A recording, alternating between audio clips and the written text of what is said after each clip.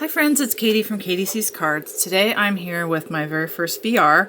I'm doing the end of year tarot tag to Chanel at chaneldays.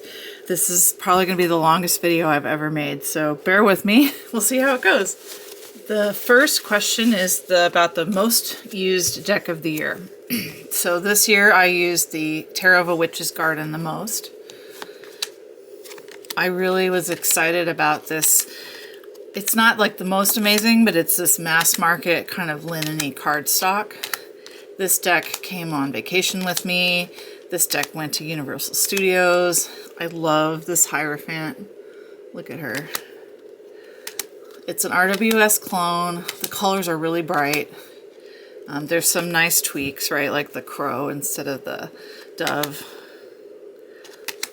Next up is a deck that was barely or not used at all. I fell in love with this golden Art Nouveau tarot over the summer. This was my heavy summer rotation deck. It is beautiful.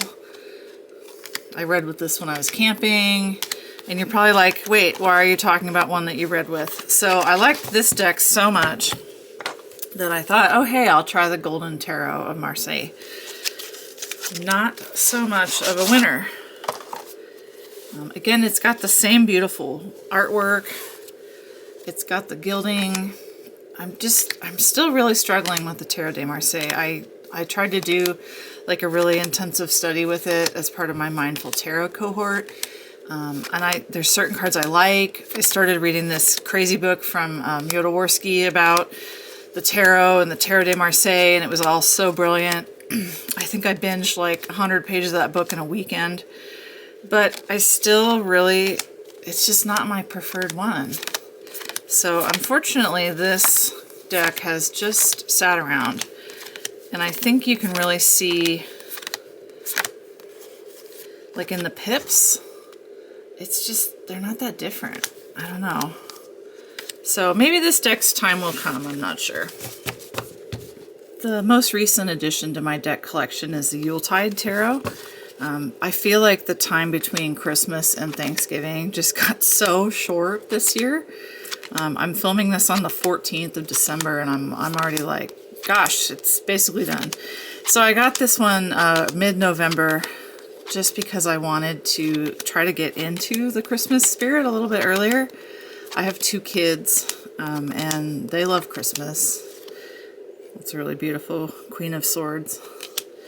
I'm enjoying working with this one. There's Krampus.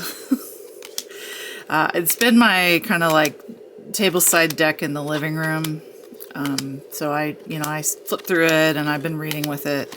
It's a beautiful deck. I do like the colors. They do change the suits, so it's candles, gifts, good cheer, and what's the other one? Canes, right? It's a pretty clear reader, and I'm enjoying it.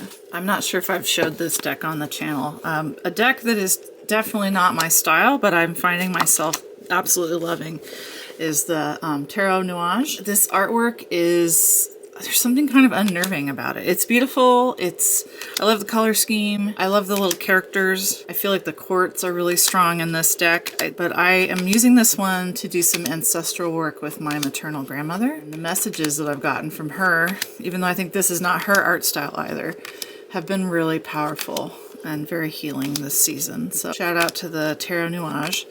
I thought about doing this one for the favorite backs. They're really cool.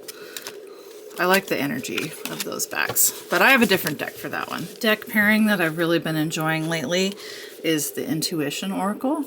I'm only going to show this deck. I'm not going to show another deck with it because the way I use this deck is sort of as an anchor for different tarot readings. And what I like about it is that it's got sort of a character and an affirmation, and then there's really intuitive artwork on the back. So I'll show you more of the fronts. I tend to do more of a one deck kind of deep versus using multiple decks at the same time.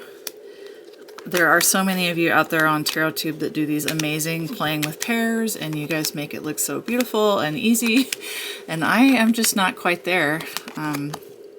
Here's the Lustful. So the artwork is cool. I think you could use this as kind of like a intuitive guide for reading, as well as asking what kind of guiding energy or what kind of spirit guide might want to work with you for that specific thing. This is one of my favorite cards. I really like the planets and right, the repeatable. I live my life as if my guardian angels were watching over me. How nice. Well, it's been a couple weeks and I'm back recording the rest of this video. You may notice I've changed my background. That's fine. New year, right? So I wanted to tell you guys about my favorite deck bag. This is actually one I got for Christmas. My husband picked it out. I picked out several from a list, but it's lined with silk inside. And I just love the color and the flowers. Take two on this. My son just burst in on me and demanded a game with ads, even though Dad said no. My favorite deck backs, and I feel like I'm cheating a little bit on this, are the Vintage Morgan Greer deck that I just got. And it's more than the backs, it's the whole thing. I love the sides of this deck. I love thinking about where this deck has been and whose hands this deck has been in.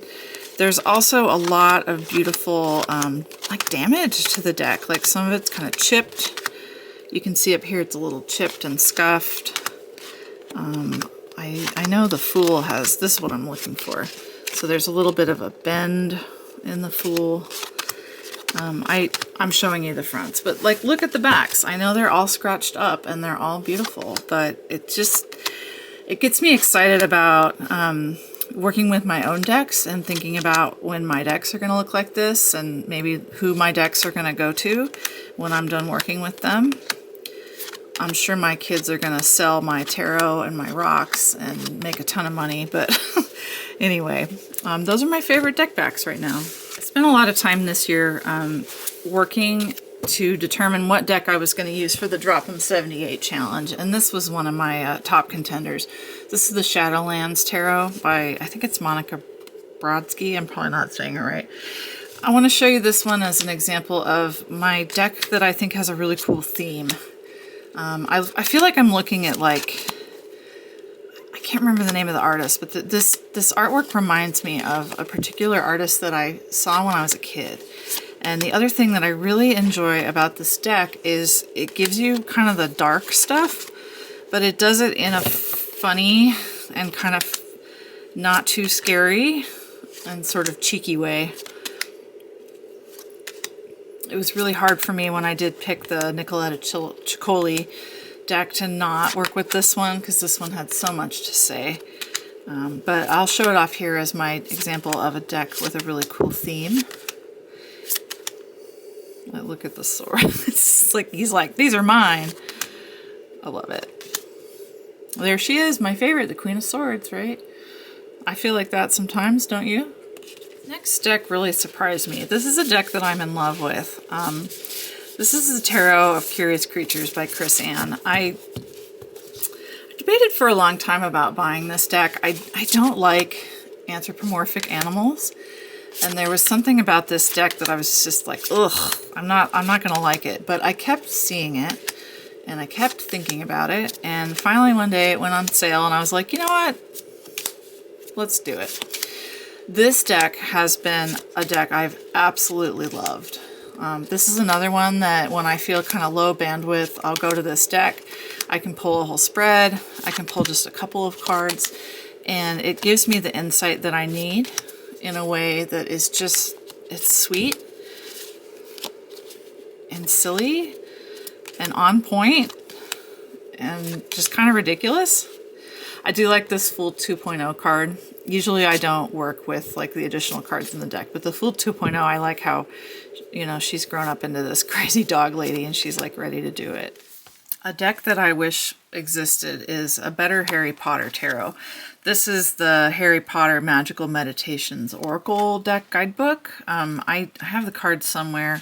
It's cute. I feel like it's geared more towards little kids, and I'm showing it to you just so I have something to talk about while we're chatting. I know there is a Harry Potter tarot, but I don't like stuff that's black and white. So I really wish somebody out there would make a better Harry Potter tarot because that is something I would definitely use. I have two cards that sum up 2024 for me. The first is the Four of Swords. So this is a year that I got hurt quite a bit. I had to have hand surgery. I broke my arm. I cut my foot open at work and I had to have 20 stitches in the back of my heel. So for me, the Four of Swords is like, Katie, you gotta sit down. My second card is the Star, because I feel like I've spent a lot of time healing and working on introspection while I've been sort of down for the count from all those injuries. So 2024 was definitely an interesting year, and I wish for 2025 not to get hurt. In terms of my tarot practice, this is a really structured year for me. So I read a few interesting books. This was one of them, The Cards You're Dealt. This is by Teresa Reed. I also really enjoyed the big old Tarot for Lightseers, the hardcover that just came out from Chris Ann. It's beautiful and it's just got a lot of great information. During the year, I also participated in the Drop 'em 78 challenge. For that, I worked with the Nicoletta Ciccoli Tarot. It was beautiful, it was fun, it was hard, it was very intense.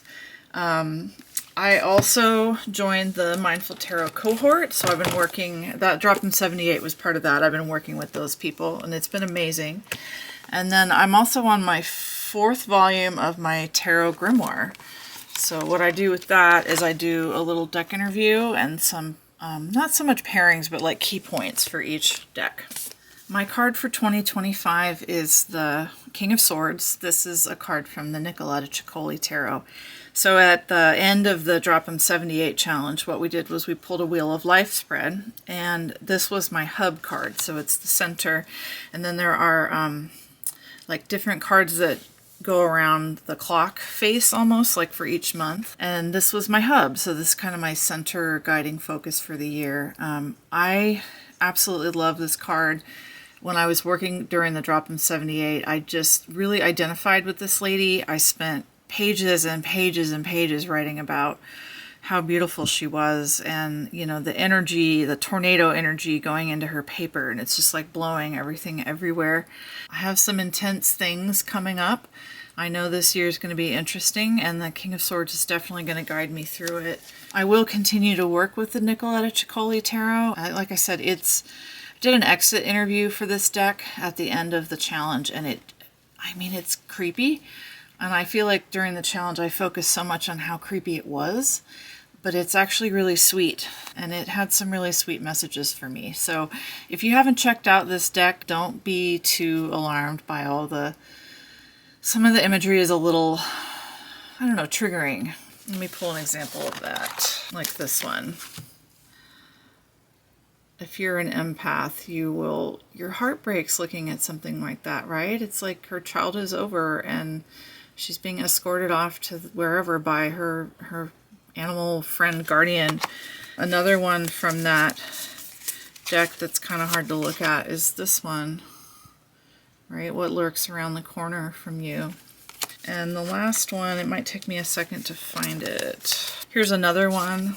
This is also in my wheel for the year, and so is that one. If you're still with me, thank you so much for watching. I'm going to try to post a little bit more regularly. I've been doing more content in the community tab for YouTube, but I'm still kind of struggling to find the rhythm for like how often I can record and how often I can post. So I'm hoping to be a little bit more consistent in that. I would like to get the channel up to 100 subscribers, so if you're able to help me with that, that would be amazing. And I hope you have a wonderful day and a very blessed 2025. Thanks for watching.